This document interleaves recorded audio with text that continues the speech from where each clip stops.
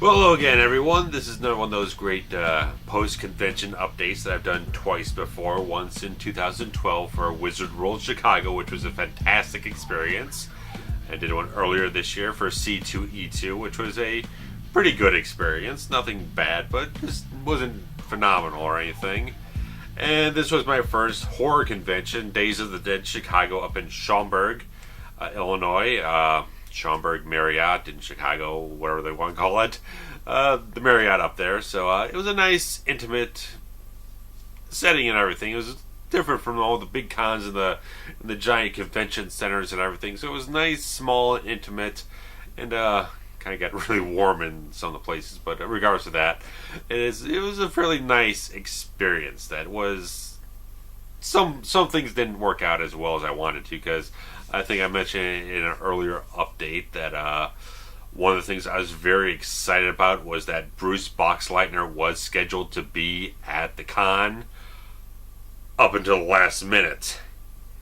Thursday night he canceled for filming schedule conflicts and everything, so I was bummed.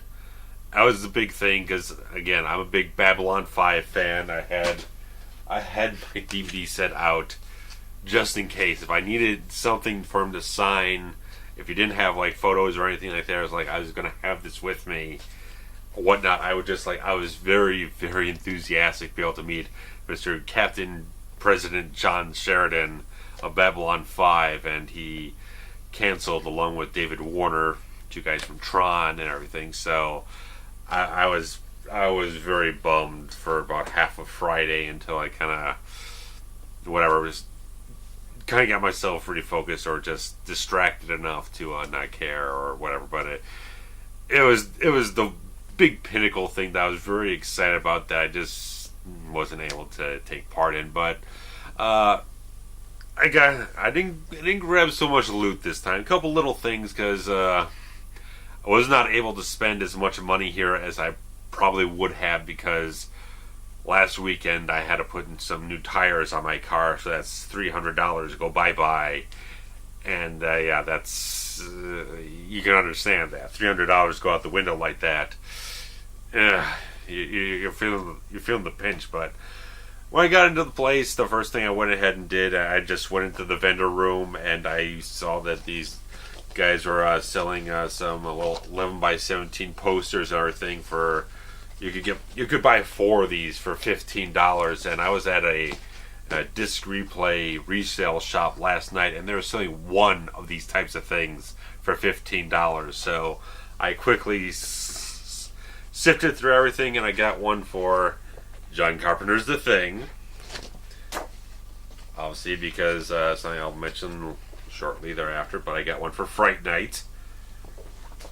A little bit of Friday the 13th action with Jason Lives, one of my favorites, and of course the pinnacle, the conclusion to Forever Horror Month this year, Halloween 3 Season of the Witch. So those are my choices. I went through everything very quickly, picked those out. I was like, this is good. I like this. This is a good set of films that I very much like.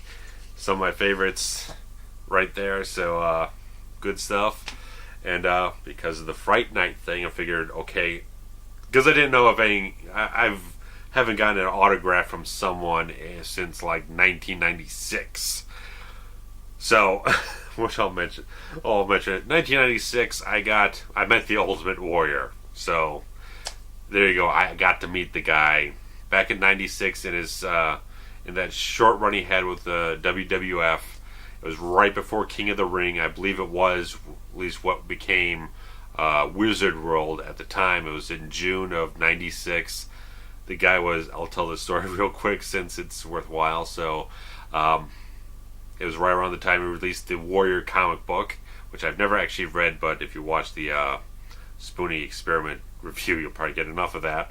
But in regards to that, he was making the convention appearance.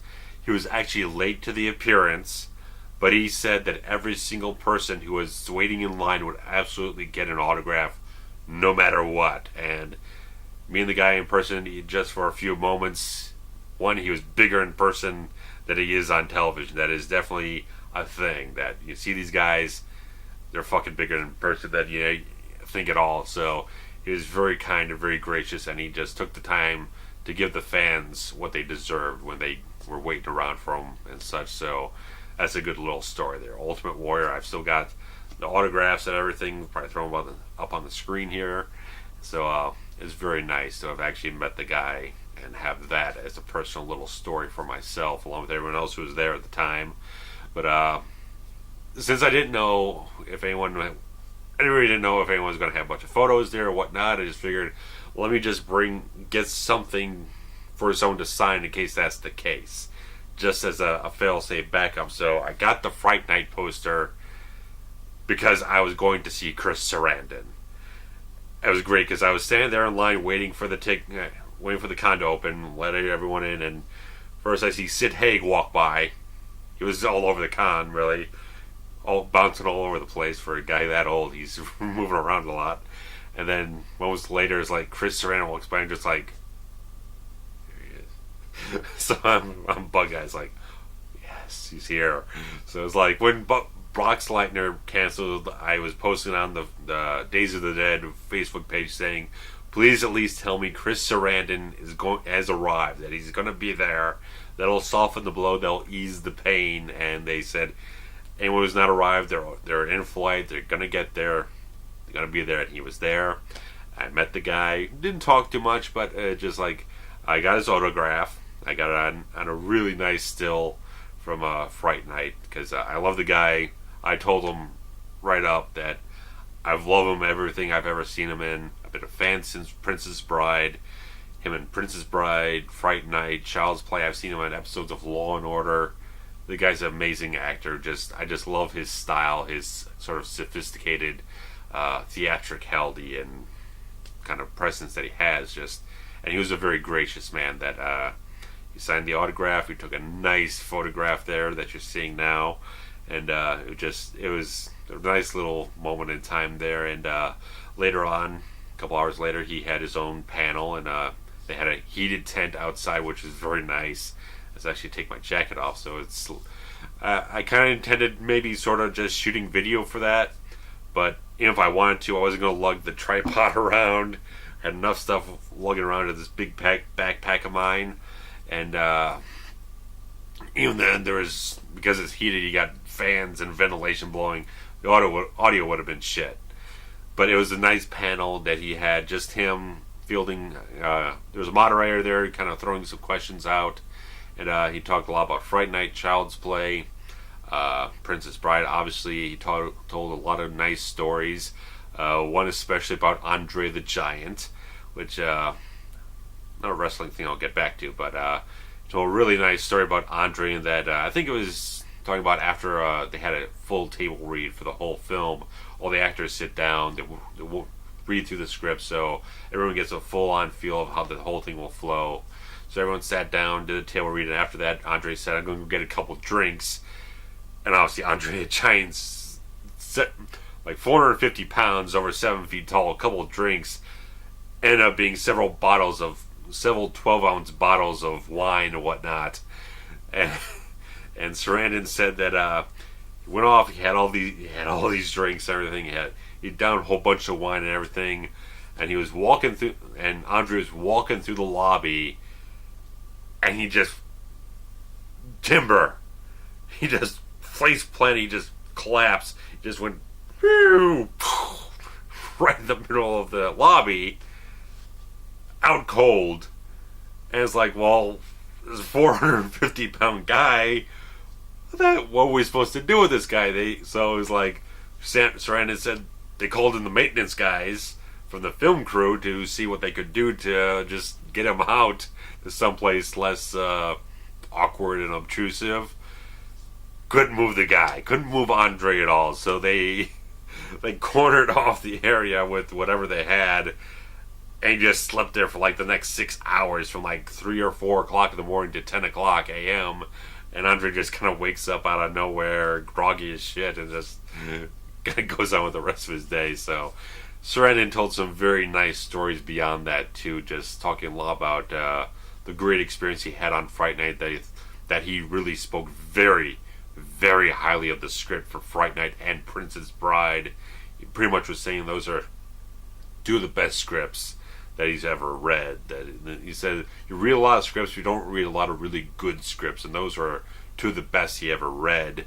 And he just talked about a lot of the freedom that writer Tom Holland allowed everyone on the film to really explore their characters, develop them, just have a lot of freedom and everything, but they didn't want to improv much because they thought the script was so good.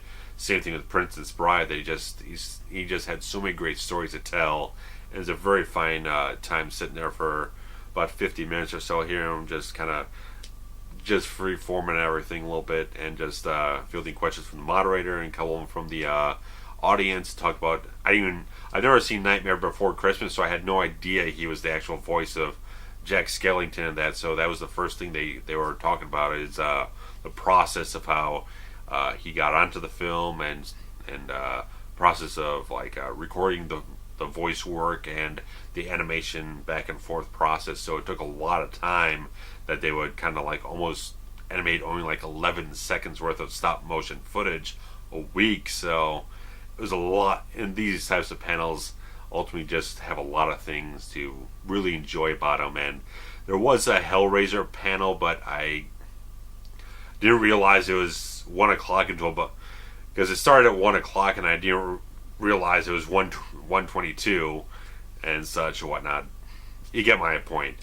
Started at 1 o'clock, and then I looked at my watch or whatnot, my clock, and it's like 1:22.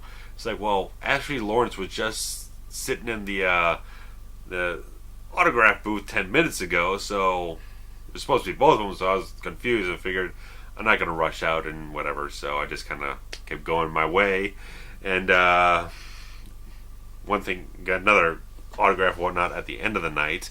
But again, because I love Brad Jones, I've talked ad nauseum about him in various videos and such, and very, very friendly people. So I'm not going to say we're friends, more or less, but that'd probably be stretching things to a conclusion you might not think. But we're buddies of sorts, you know. We see each other at con. We talk at length about various things.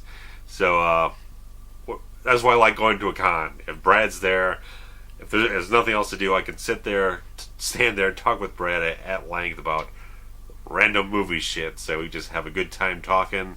And at the end of the night, I got a little photo of him there. And because I already got all his DVDs, so I felt like I'm standing there. I'm not giving him any business.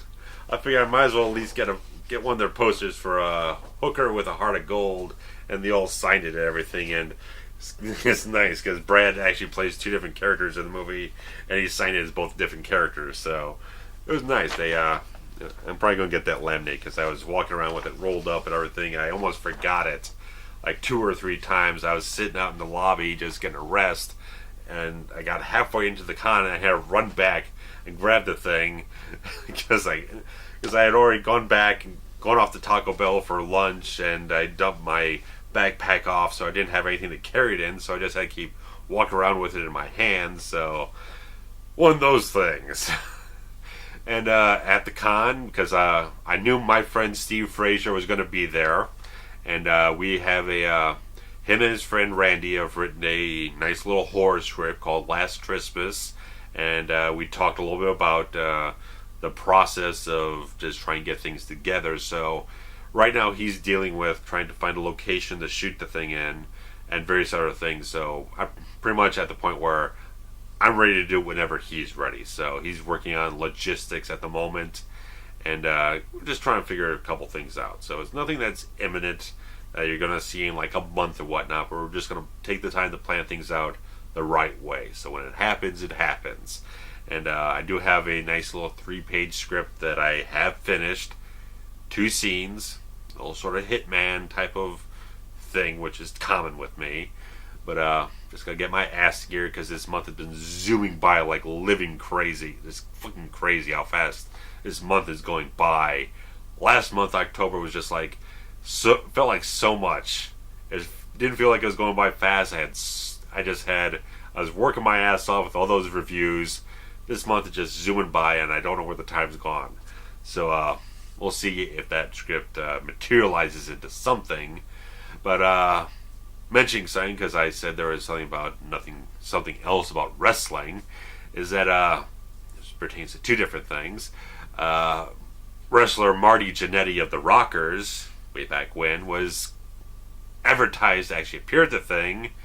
As far as I know, there was no announced cancellation for him, and I was going to try and get an autograph with him for Trent Zubiri, and probably get a little something for the guys at Old School Wrestling Reviews, because Mr. OOC is a big Marty Jannetty fan, so I was going to try and get maybe a video clip or something, just kind of a plug for the guys, whatnot. But I walked around that con probably 10 times, at least, every aisle, looked at every fucking booth, everywhere, every single room.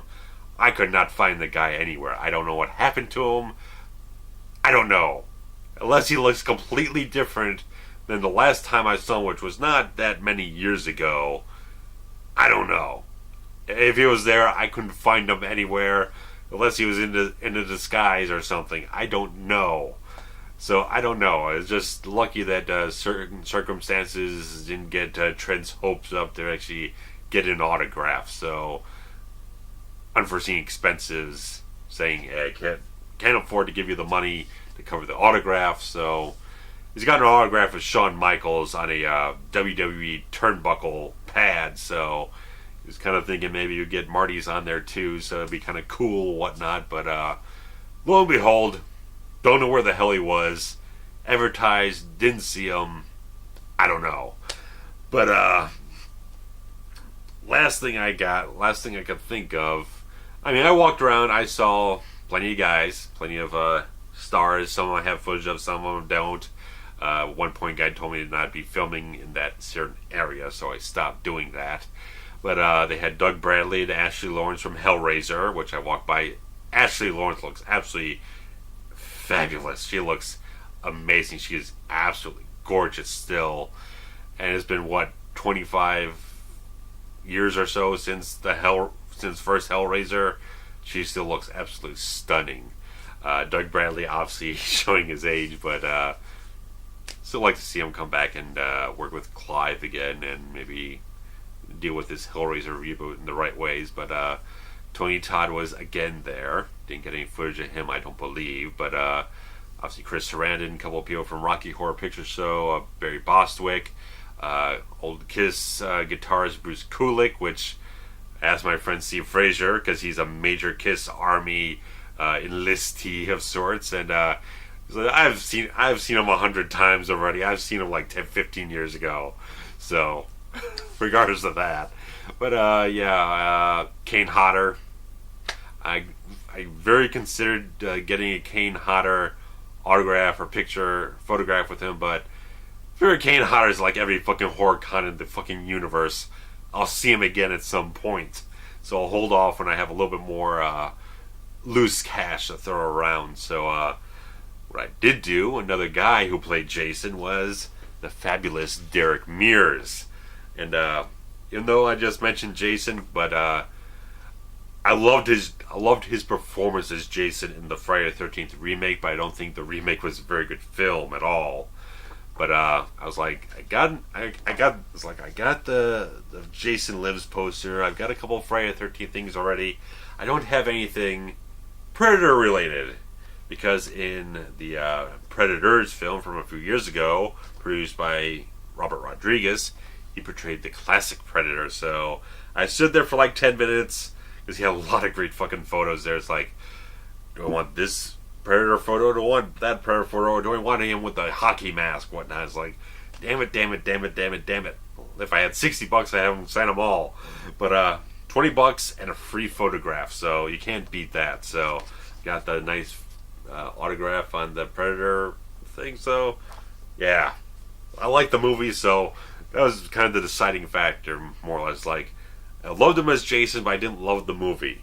I liked that he was the classic Predator, and I liked that movie too. So I think I love Derek Mears. I told him, I love your Facebook page, man, and he just cracked up, just like he was just delighted that someone enjoyed his dumb, silly ramblings on Facebook. It was like, I told him, it just cracks me up, and he said that he's his random stupid stuff.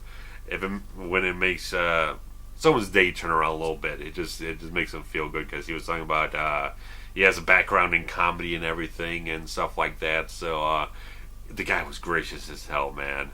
He was chatting people up like living hell all throughout the thing, because he was just a few booths down from Brad's Snob table. So I kept seeing him just talking to people at length and everything. He was just like, he was so nice. The guy was just so great and everything. He was just like perfect guy to just shoot the shit with and everything. Just so great and everything.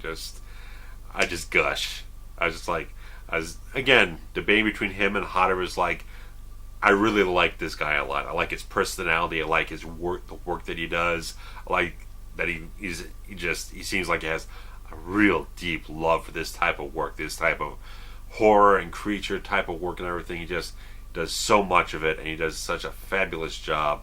I hope that, because they've announced another Predator film headed up by Shane Black, and they're working something out with another Friday the 13th. I hope they call him up and get him involved again, because I think he's just absolutely fantastic in his stuff, and he pays a lot of tribute to these characters with these good lineages and everything. So overall, it was a good experience by the end of the night, because I was mulling around a lot, just kind of, because I kept looking around for people, I was looking around for Steve Fraser, I was looking around for Janetti, and I spent a lot of time doing that before I decided to break out the camera and start shooting some footage and everything. And then by like the last hour of the thing, it's like, I gotta do something more. I gotta make it just a little bit more worthwhile. Just spend a little extra money and just embrace something just a little bit more than just Sarandon. Get something else. It's like, I really like Derek Mears's, like I said, I like the personality that he puts on. I like all the stuff that he does. So it's like, I couldn't go for this guy. I hung out at his table for a little bit and mulled over the choice of the photograph, and just like, you can tell we look like fucking awesome badasses in those photographs. So that's my new Facebook cover photo. So it was a nice time. I recommend it if you do have the chance. They've got a Indianapolis one. They got Atlanta and Los Angeles. They're starting up another different con called Culture Shock. I would definitely recommend it. I mean, like I said in a previous last update, like, ticket for Saturday is only $25, which is way less than what you get for any big con like a Wizard World or a C2E2, where they charge $40 for that type of stuff, and you gotta pay for all this parking at downtown Chicago, stuff like that. This is in the suburbs, all free parking, nice low cost, intimate setting, which kind of get hot after a while in the hallways and whatnot, but it was a nice thing. I mean, like I said, there are a lot of good people like D. Wallace from Howling and a couple other things, and rolling the mind around everything. Like I said, Tony Todd, Kane Hodder, Sid Haig, and just a lot of people there that just really seemed that they were enjoying themselves very much, and really kind of taking the time out to talk with a lot of the fans there when they could. And I think it was just a good experience. Like I said, I wish I could have had more disposable income at this moment in time to really kind of get a little bit more out of it, but I probably spent more than I probably should have, but I enjoyed it. I think it was worthwhile. So we'll deal with financial recuperations in due time, but that's really it. I mean, like I said, I don't think I showed if I didn't show the Chris Sarandon photograph that I have autograph. There you go. It's like, looking over a couple of the different photos, like this thing or that thing, kind of a headshot type of thing, but it's like, this is like my favorite scene in the whole film of Fright Night, so it's like, I'll go with this, the nice 80s dance club thing, so I really love that scene. So that's about all I really got for you guys. I didn't get any DVDs or anything. I looked over plenty of DVDs. Nothing really stood out to me or anything, and it's nice that even when you're looking at the DVDs, they had very reasonable prices. So it seems almost quite different from other cons where things are like exorbitantly pricey. You know, like the Brimstone set I got at C2E2, the bootleg thing, cost me $35. This thing you could get an official DVD for stuff for like $5 or something like that. It's like it was like almost the antithesis to every other con I've ever been at, whereas reasonable prices, deals all over the place. Like they want you to buy something, they want you to buy more stuff. So it was a very nice experience, and probably just running around in circles at this point. But William Forsythe was there, and fucking Out for Justice, man. The guy was anything else incredible and Out for Justice as the fucking villain in that movie. Just complete fucking psychopath going up against Steven Seagal.